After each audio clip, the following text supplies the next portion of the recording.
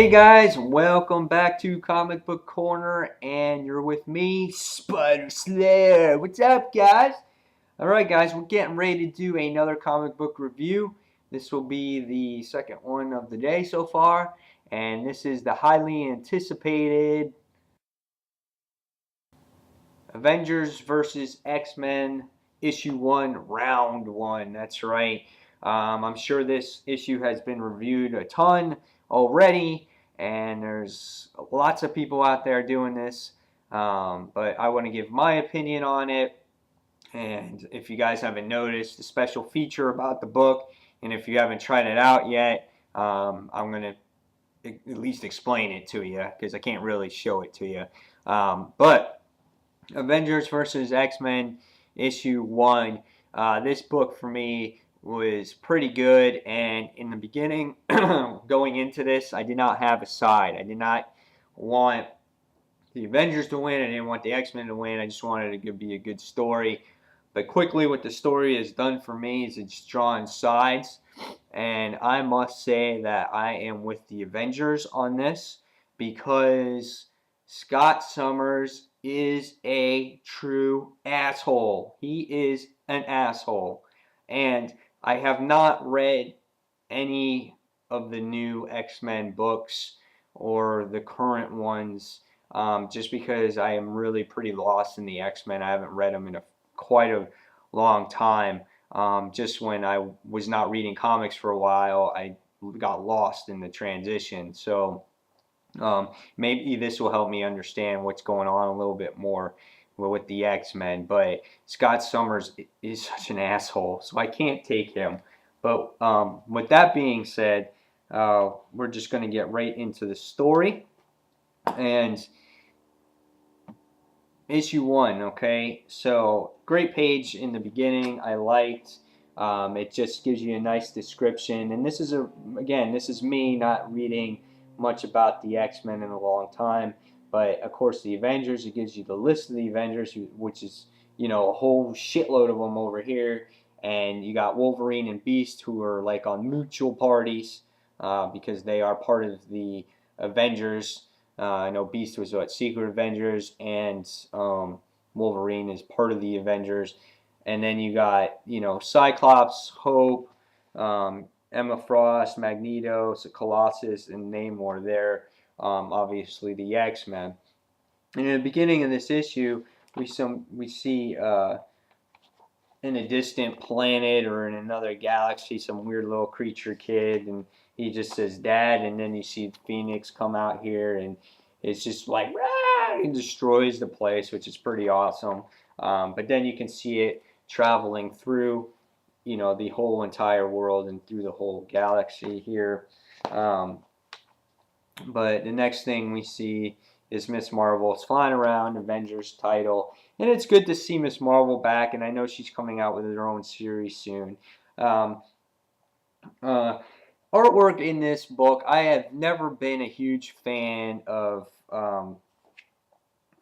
Ramon Jr.'s art. I just never have.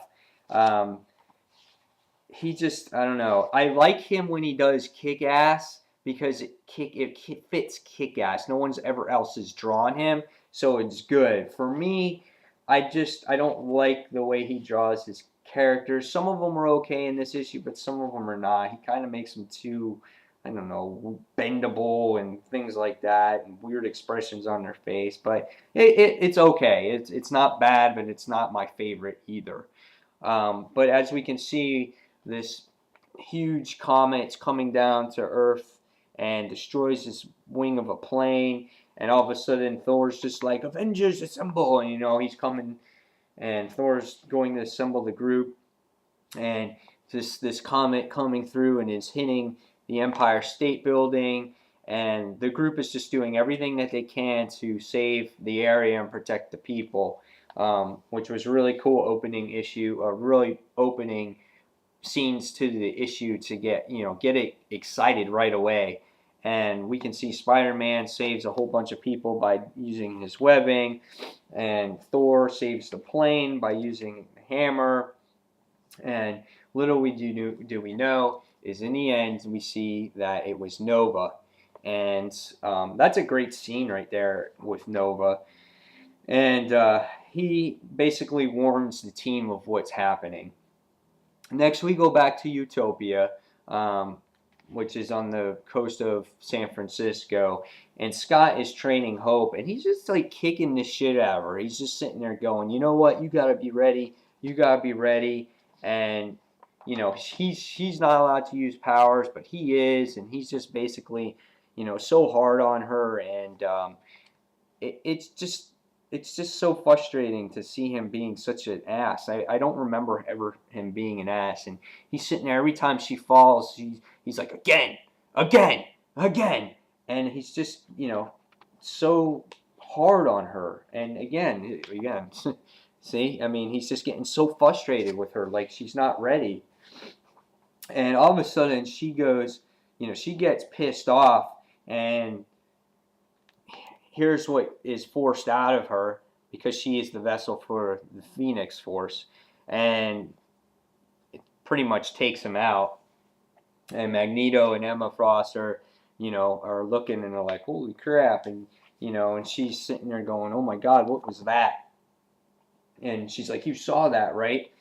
And so next we go back into Washington, and Captain America and Iron Man are presenting the situation to the president, and you know, we're finding out what's going on, and you know, how the situation happened last time with Jean Grey and what it did to people.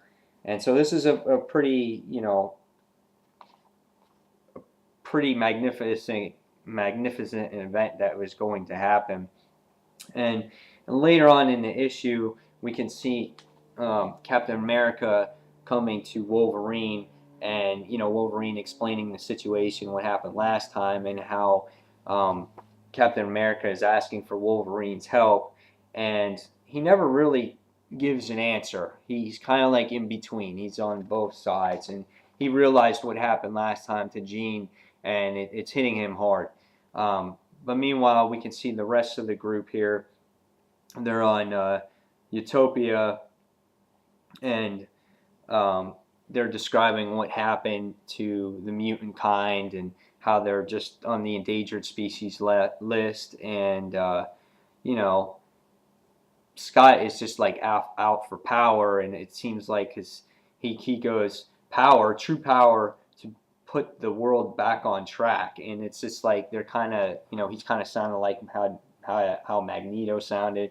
So I mean, there was a lot of story going into this, and it's really it's in Hope's hands, and you know, Scott can't really control that situation. But Captain America shows up on Utopia, and we can see that right here, and they have a discussion about how he should hand over Hope, and Scott basically says, "No, I'm not. I'm not going to hand her over. She's my responsibility, and the Phoenix Force is coming to Earth, and the Phoenix Force can help us and our mutant kind." And he's just sitting there going, you know, he's just sitting there going, "You can't handle it, Summers, you know, and I'm not telling you to, or I'm not asking you to hand her over, I'm telling you to." And all of a sudden you can see that the group is just, you know, watching and waiting. And, you know, again, he says, you know, "I wasn't asking." And he goes, "I understood that completely." And you can see the look of frustration and anger on his face. And we can see that right away he takes the first shot without any hesitation. Takes the first shot at Captain America. That's why I hate fucking Scott Summers. He's just a dick. Had to relate to the Force thing, you know. And I know he was threatened, but still, it's just a nightmare. And then all of a sudden, great page here. Captain America is like, "Avengers, assemble!"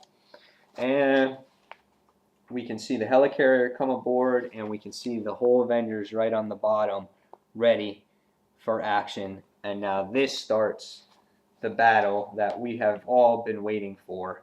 And Scott sitting there saying, Emma, get hope, protect her at all costs. And here comes the group, and we're starting that epic battle that we all been waiting for months and months and months. So good issue. I know we've seen a lot of this issue in previews in the past, but it's nice to see it put it all together. The great feature about this book too, not only was the story, but if you guys noticed the little AR on the bottom of the issue here, and throughout the pages, because I was wondering what it was myself. Again, here you have it on this page, and then you have it on this page here, and then you have it on a few of the other pages. Well, if you did read it at the end of the story and you decided to do it, what it is, it's a downloadable app that's free from Marvel. It's called Marvel AR, and you hold your phone, your iPhone, or your Android device, which I have Android, and what you do is you hold it up to the page that has that AR symbol, and the page actually comes to life. There's different features.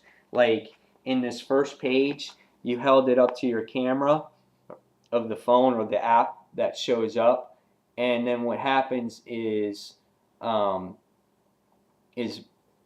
Bendis comes on there, and he shows up and he tells you the story of, of what's going on and the excitement of this application and things like that. And then you go to this page over here, and you have this page here that's got the AR symbol as well. And you see this page turn like to a black and white, and you see like Scott Summers really big, getting ready to shoot the I-beam at Captain America. So it's cool. It's got those cool little features, and it kind of adds to the comic book.